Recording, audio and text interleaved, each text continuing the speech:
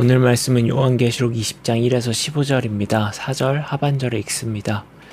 또 짐승과 그의 우상에게 경배하지 아니하고 그들의 이마와 손에 그의 표를 받지 아니한 자들이 살아서 그리스도와 더불어 1000년 동안 왕 노릇하니. 오늘 본문에는 이른바 천년왕국이라는 개념이 등장합니다. 이 천년왕국의 개념을 놓고 신학적 의견이 분분합니다. 크게 천년왕국에 대한 견해는 3가지가 있습니다. 그중 2가지가 매일 성경 큐티집 각주에 적혀 있는데요. 먼저 무천년설입니다. 이미 이 땅에 오셨던 예수님과 다시 오실 예수님 그 사이의 기간이 곧 천년왕국을 뜻한다는 견해입니다. 천년왕국을 문자 그대로 천년이라는 시간으로 해석하지 않고 이 땅에 교회에 주어진 역할을 다하는 기간, 즉 상징으로 해석합니다. 2번째로 전천년설입니다. 예수님의 재림이 있고 악의 세력을 무찌른 뒤 천년왕국이 펼쳐진다는 견해입니다. 마지막은 후천년설입니다. 천년왕국 이후 예수님의 재림을 주장합니다.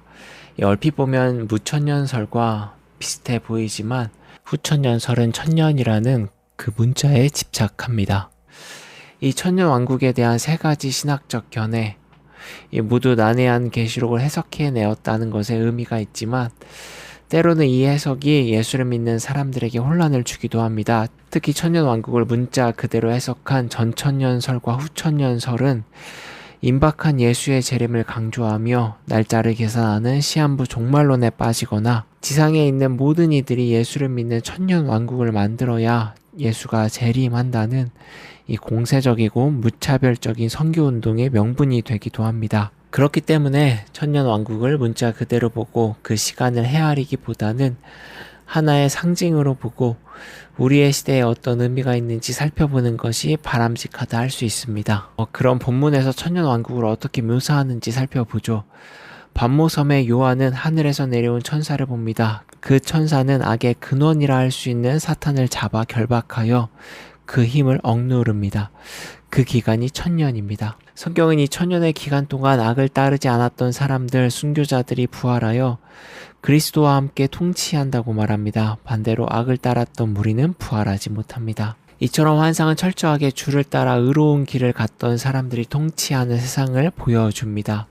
수계는 결박을 당하였고 그 수계를 쫓았던 이들은 부활하지 못하니 1000년은 평온한 시간이 될 것입니다. 그러나 1000년의 시간이 흐르고 악이 풀려납니다. 우리가 이따금 소설이나 영화에서 보듯 악의 세력은 언제나 다시 재기를 꿈꿉니다. 그리고 그 기회가 찾아옵니다. 계시록의 관점으로 보자면 1000년 후 사탄의 결박이 잠시 풀리는 순간입니다. 사탄은 이 기회를 놓치고 싶어 하지 않습니다. 그는 모든 악의 세력을 불러 모읍니다. 에스겔의 환상에도 등장했던 마곡과 곡으로 불리는 악을 따르는 세력을 불러 모읍니다. 악에 서는 사람들이 바다의 모래같이 많아집니다. 다시금 평온이 깨지고 악이 판치는 세상이 도래할 것 같은 위기가 찾아옵니다. 그러나 계시록의 환상이 줄곧 말하듯 악은 패배합니다.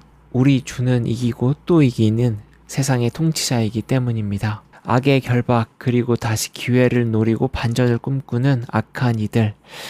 하지만 그 악에 패배하지 않고 승리하는 하늘의 힘, 선과 악의 대립 속에 선의 승리로 끝나는 계시록의 전개는 역사의 줄곧 반복되었고 또 여전히 반복되고 있습니다. 비록 애굽 왕이나 바벨론 왕과 같이 뚜렷한 악의 세력이 아니더라도 자신의 위치와 힘을 앞세워 누군가를 굴복시키고 억울하게 한다면 그 역시 요한의 환상에 등장했던 마곡과 곡과 같은 존재라 할 수 있습니다. 실제로 요한의 환상에 로마 황제가 짐승 사탄 666으로 표현된 것도 그가 기독교인이라고 하면 무조건 잡아 죽였기 때문이 아니라 자신의 권력을 이용해 누군가를 쉽게 노예로 만들고 억압했기 때문입니다.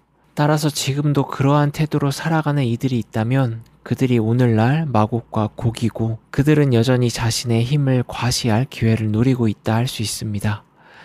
마치 1000년 동안 결박된 악이 자신의 세력을 끌어모을 때 그에게 동조했던 악인들의 태도처럼 말입니다. 하지만 하나님의 마음을 따르고 그의 통치를 믿는 사람들이 존재하는 한 그들의 강교는 실행되지 않습니다. 실행된다 하더라도 결국 패할 것임을 요한의 환상은 말해 줍니다. 그런 점에서 오늘날 천년왕국 환상이 주는 의미는 하나님의 마음으로 세상을 살아가는 이들의 책임을 강조하는 것이라 할 수 있습니다. 주의 마음을 품는 자들이 이 땅에 버티고 있다면 비록 천년의 결박에서 풀려난 용과 그 용에 동조한 세력처럼 자신의 악한 마음을 드러내고 세상을 미혹시키는 이들이 있다고 한들 이내 제압될 것입니다. 주님이 이미 사악한 힘을 이겼고 또 이길 것이기 때문입니다.